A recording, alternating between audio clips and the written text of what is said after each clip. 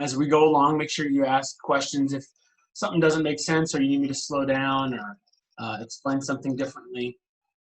So the last couple days we spent time talking about ancient civilization, right? From ancient Egypt all the way through Greek and Roman. And today we're going to look more at what we call the Middle Ages. So from 500, the year 500 to the year 1500. So a big gap, 1,000 years.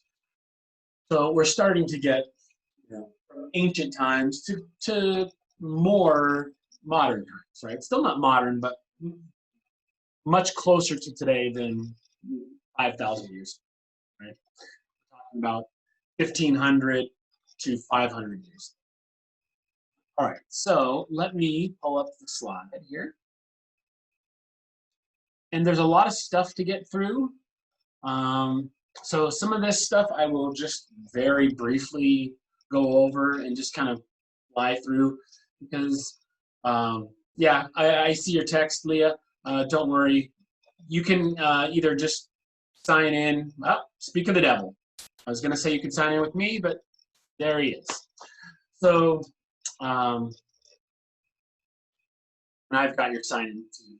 Yeah, so that's fine. But anyway, what I was saying was today we've got a lot of ground to cover, and so I'm just going to kind of briefly touch on some different things and not spend any serious amount of time explaining one thing, right? Because with world history, even more so than U.S. history, world history stuff pops up on the test, but you don't need to have a really in-depth understanding of world history stuff for the DVD test. And it's all right, Caleb, we forgive you. It happens to all of us. Time does mean nothing. So the title for this lesson is Feudalism to Nation States, and I'll kind of explain what that means. But essentially, after the Roman Empire falls, which is kind of where we left off, right? So the Roman Empire takes over this big expanse of land that covers most of, if not all of Europe and part of Asia and North Africa. When the Roman Empire falls, what you see is these little kingdoms pop up, right? And some of them have familiar names, and we'll look at a map here in a minute. Some of them don't. Some of them aren't kingdoms and have different titles, but essentially they're little mini kingdoms, right?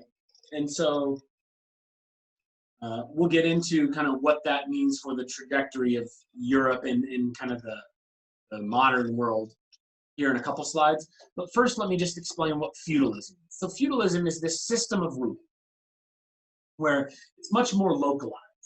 In other words, it's not like the Roman Empire, which, had this giant network of towns and civilizations that were all interconnected, but were all subject to Roman law and rule. Feudalism was, one little spot here and there, and they were all separate. And so we have kind of at the top, and I'll look at this pyramid over here, and from now, I'm gonna exclude the Pope and the Church because we'll get to talking about that in a minute.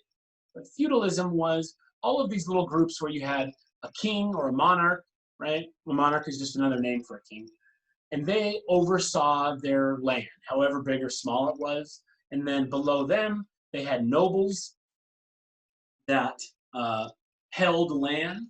So you had the king or queen, and below them, they assigned nobles certain chunks of land, and they were in charge of kind of overseeing those land, right? So they were like, if I was to make a comparison, if the king was the president, the nobles would be like the governor of the states, right? So they kind of each individually took care of their plot of land, and below those nobles, every noble had knights and vassals. And vassals were basically people that lived in various estates across the land, whereas the knights were like the protectors of, if anybody needed protection or armed guards or that kind of thing, that's what the knights were for, right? And so below them, you had kind of the working class, so merchants, people who bought and sold things, farmers, craftsmen, and all these people lived on these lands, but they essentially had to pay taxes to the nobles, who then paid taxes to the king, and it kind of worked its way up. And then in the very, very bottom, we have peasants and serfs who were essentially the people working for the merchants and the farmers and the craftsmen, right? They were kind of the bottom rung. And the difference between the two, over here you can see that serfs were tied to the land. In other words, they couldn't come and go as they pleased. Right? They were paid, or they were given a share of their goods that they were helping to produce. So they weren't slaves per se, but serfs were only allowed to work for that noble and that farm or whatever, right? Whereas peasants were freer to kind of move around. They owned their own land or had their own businesses. But they were still subject to kind of everyone above them, right? So here's kind of what I was talking about with map-wise. So let's just look at the big map here, and then this map over here where it says the Roman Empire at its height. So you can see when the Roman Empire was booming, right, it was this one massive empire. But when it fell apart, what you had were all of these various kingdoms or feudal states, if you want to call them that, pop up, right? And so, you start to see the Kingdom of France, the Kingdom of England, the Kingdom of Hungary, the Kingdom of Sweden, the Kingdom of Norway, the Kingdom of Denmark, which are all names that are familiar to us because they are still countries today. But you can also see there's lots of things in here that aren't familiar to us, maybe, because they don't exist by the same name anymore, and they've since become, parts of a country. But one thing you can see is that even though there are lots and lots of little small kind of feudal kingdoms all over Europe, it's starting to look much more like a map of Europe today, where we have lots of countries. So that's kind of what starts this progression from the Roman Empire, which is just one big mass, one single empire, to these individual countries that we have today. This is kind of the in-between state, right? And so obviously some of these vary in size. You have the Kingdom of France, which is huge, and then you have some of these little kingdoms here, in what is today Italy, that are very, very tiny feudal states, right? And so they obviously vary in size a lot, but they still kind of follow that same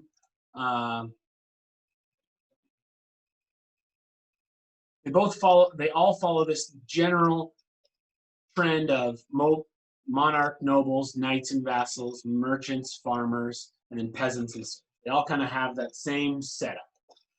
And likewise, at the time we start to see the birth of the Catholic Church, Christianity, and the Pope.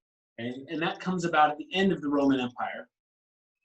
And leading into the Middle Ages, basically you have the Pope, which is, now I'll fast forward to the slide we were on. The Pope resides right here in the Vatican City, is in the Papal States down here. But the Pope basically oversaw the entire Catholic Church, which essentially oversaw this whole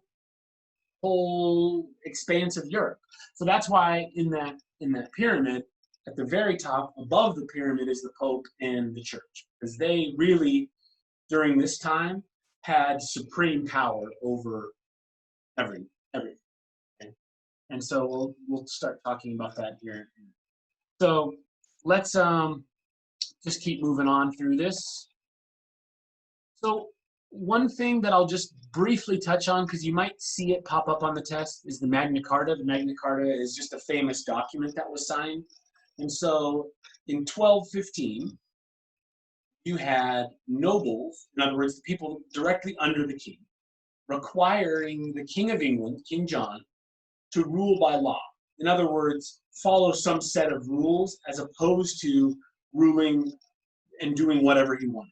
Because he was essentially a mad king, and the nobles saw him losing his mind and doing all these crazy things, and the nobles wanted to make sure that there were restrictions in place that limited the king's power.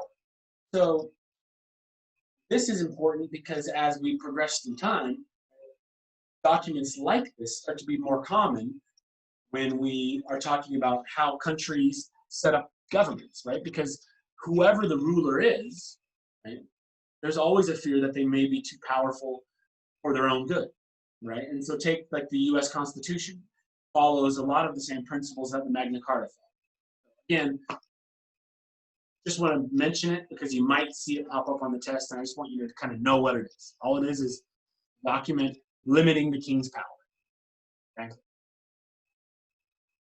All right, so along this same time, so in Europe, we have all those feudal states, all those different kingdoms that are, popping up. Some are thriving, some are taking over others, some are, weakening and going away. But that's kind of the scene as a dumb word. That's what's happening in Europe at the time, right? Now, in this kind of adjacent area, this area of North Africa, the Middle East, you start to see, because again, they were also part of the Roman Empire and fell away from the Roman Empire after its collapse. But where the Catholic Church had a stronghold in Europe, in North Africa and much of the Middle East, you start to see a new religion pop up, and that's Islam. Okay, so Muhammad was born 570 in Mecca, and he was the prophet of Islam, right? And we're not going to go into kind of a religious history, but Muslims or Moorish people, these are both names of people that were Islam or practiced Islam. And so they start, not individually, but they collectively start to come together to form what would be called the Ottoman Empire. And they become really powerful. So you see the Ottoman Empire, which is Islamic, and Europe, which is Catholic or Christian. And as the two get stronger, there becomes more and more friction between the two, okay? Which is leading to the Crusades. So you've maybe heard of the Crusades. The Crusades were just a series of wars between the Catholics and people of Islam, right? And that's essentially all it was. And so they lasted for a couple hundred years, right? So the first crusade started in 1096, and the fourth crusade ended in 1204. So I guess that's a little over 100.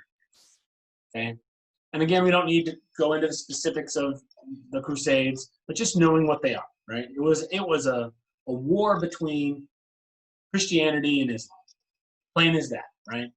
And so I'll kind of run through these bullet points real quickly. So the Pope, wishing to protect the East and the Holy Lands of Jerusalem from Muslim invasion, asked the West for aid. So because Jerusalem, and again, not to go into a religious history, right, but Jerusalem is the birthplace of Christianity, but it's also to the people of Islam. And so there's been this fight ever since this time right here, right? Ever since the birth of Islam, there has been this struggle over the rights to Jerusalem, and that essentially played a major part in the Pope asking for help from Europe to help defend Jerusalem against Islam.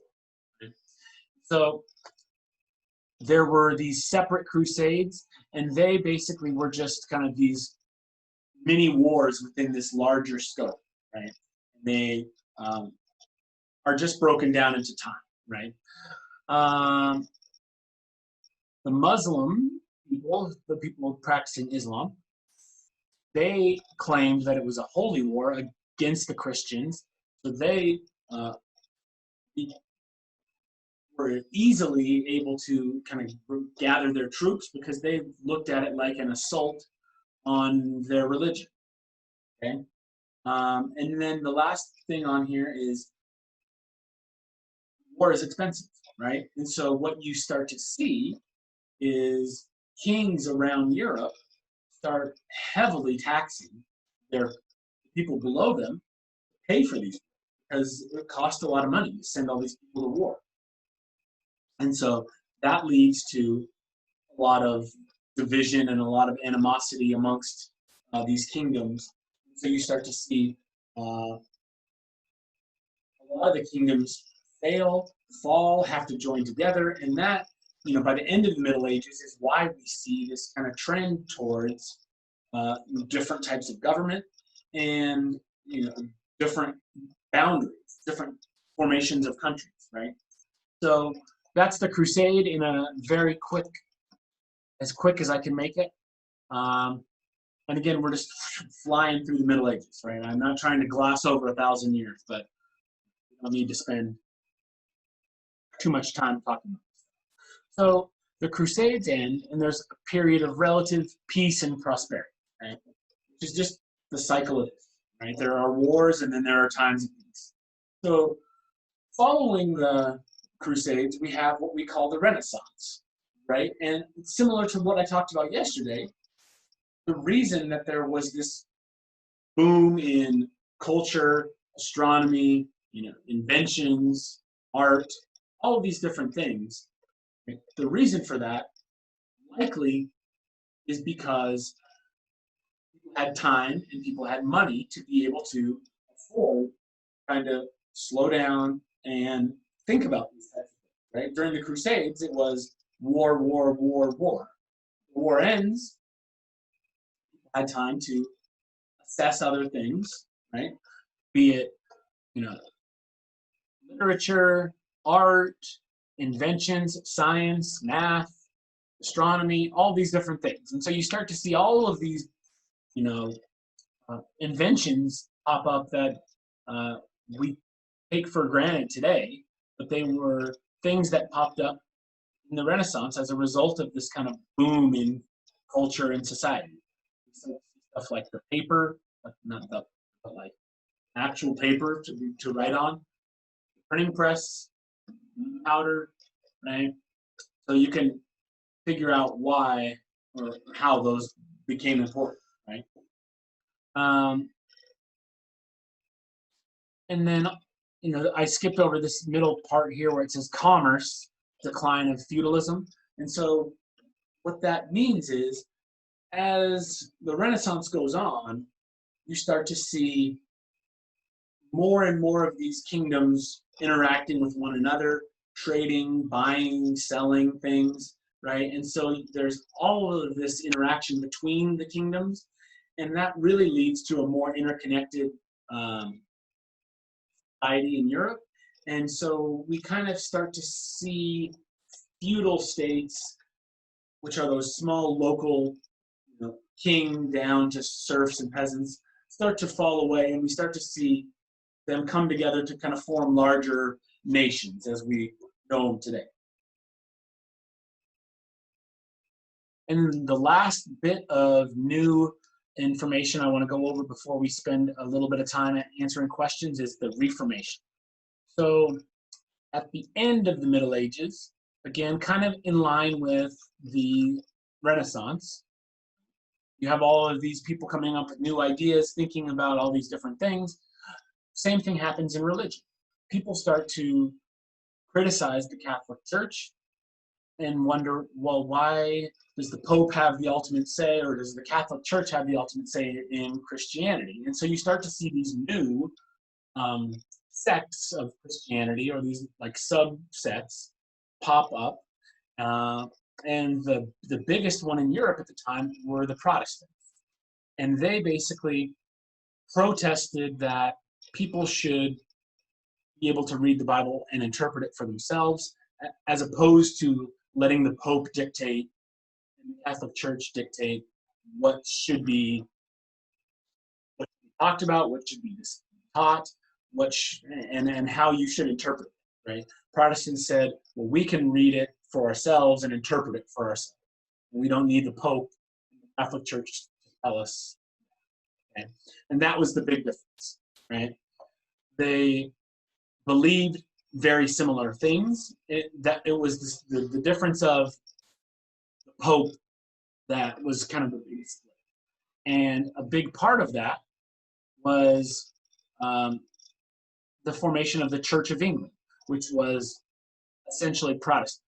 And Henry VIII wanted to have power over his own church and not be subject to the Pope. So that's kind of one of the things that really sparked a boom in Protestantism, is basically the Kingdom of England adopting Protestantism as its main church, as opposed to Catholicism. Okay, all right. So with that, I realized that was kind of a lot of stuff to just throw at you. So if you didn't retain all that, that's okay, right? You can always go back and listen to it, or ask me for more material. But with that, let's spend the last few minutes looking at a couple practice questions. And if we only have a little bit of time, I will pick and choose some better questions.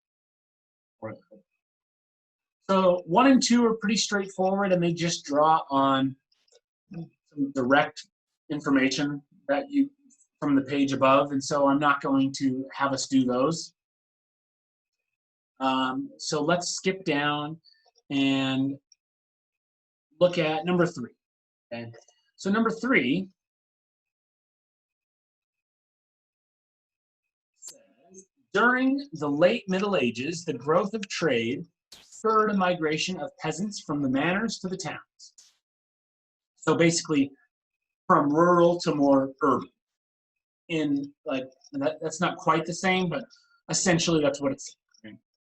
Towns were like today's cities, manors were like today's country, right? Like rural. So the growth of trade spurred peasants to move from the rural areas to the bigger towns. To which of the following events is this most similar? Okay, so we're just going to read these 4 different events, pick which one sounds the most similar to that, and that's our answer. So A, the migration of Puritans to the New World to escape religious persecution in the 1800s. B, the migration of people from farms to the industrial cities in the 1800s. C, the migration of political refugees to the United States in the 1900s. Or D, the migration of individuals with health problems from cold, damp regions to warm, dry regions.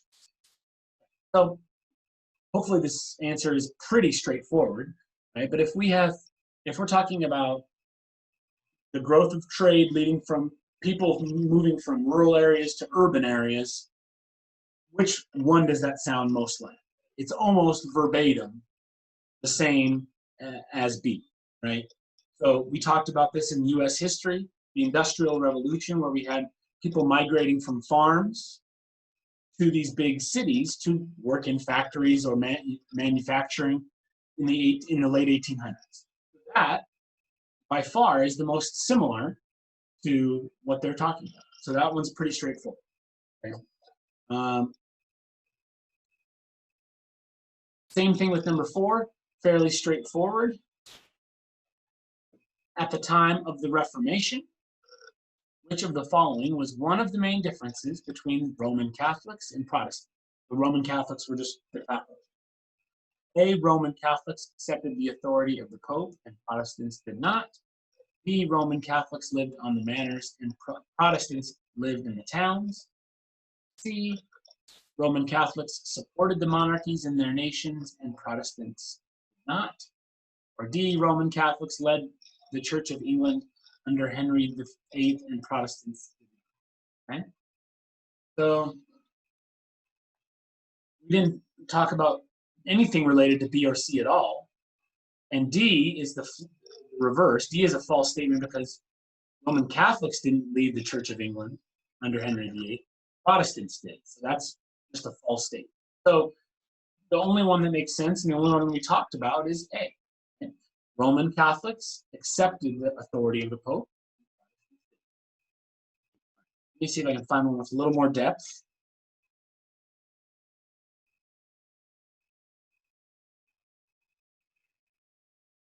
Just time for one more. So let me see which one of these two I want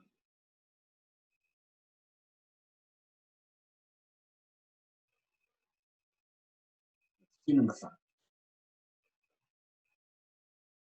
All right, so number 5 says,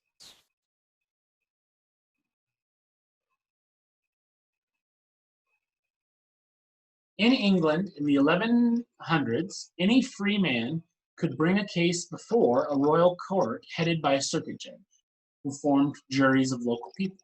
The decisions of these courts were recorded and formed the basis for common law, which was applied to everyone in the kingdom. In contrast, justice in the manor courts, which were run by the nobles, could be fickle. There would be few written laws, and the verdicts could be overturned by the lords. So it's saying in England in the Middle Ages, if you needed to take up an issue at court, you needed to go to court for something, you could ask to be heard in the royal court, which was like more all-encompassing, in other words, all of England, or you could go to your local noble and you could go to seek out justice in the local or the manor, is what it was called. And the differences are mentioned there. So the question says, people usually preferred to be tried in royal courts rather than manor courts because the royal courts valued which of the following. So we kind of know the differences between the two in terms of how they saw cases and how they interpreted. Why would it seem better to have your issue be tried in the royal court rather than the manor court?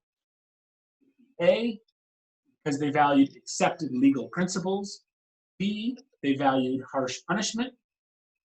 C, they valued power for the local lord. Or D, they valued fines rather than imprisonment. Okay.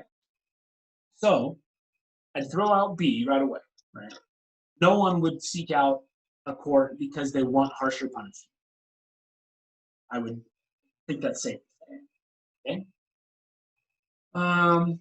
I would also throw out D, fines rather than imprisonment. There isn't anything in the paragraph that discusses fines and imprisonment, right? And which one does which, or which one does which more often. Right? That's not mentioned. So we don't have that. We don't have that information. So I'd look at A and I'd look at C. So you would rather have your issue tried in royal court. Is it because they value accepted legal principles or power for the local lord? And the right answer to me seems like A, right? Accepted legal principles. They are saying that the royal court had a circuit judge who formed juries of local people. The decisions were recorded, and then that was then used as kind of the basis for issues going forward, right? So there was some amount of consistency. Whereas in the manor courts, you didn't know what to expect. And the Lord could just decide, I don't agree with you, I'm going to overturn it anyway, right? Regardless of the outcome. So it was more unpredictable and potentially less fair and consistent. So A is the best answer there. All right, so let's go ahead and stop there for the day. If I don't see you back in science, have a good weekend, and I will be back for more social studies on Monday. Tune into Martin's reading class at 12:15 if you need help with reading, and science at 1:15. Otherwise, have a good weekend. All right, see you, everybody.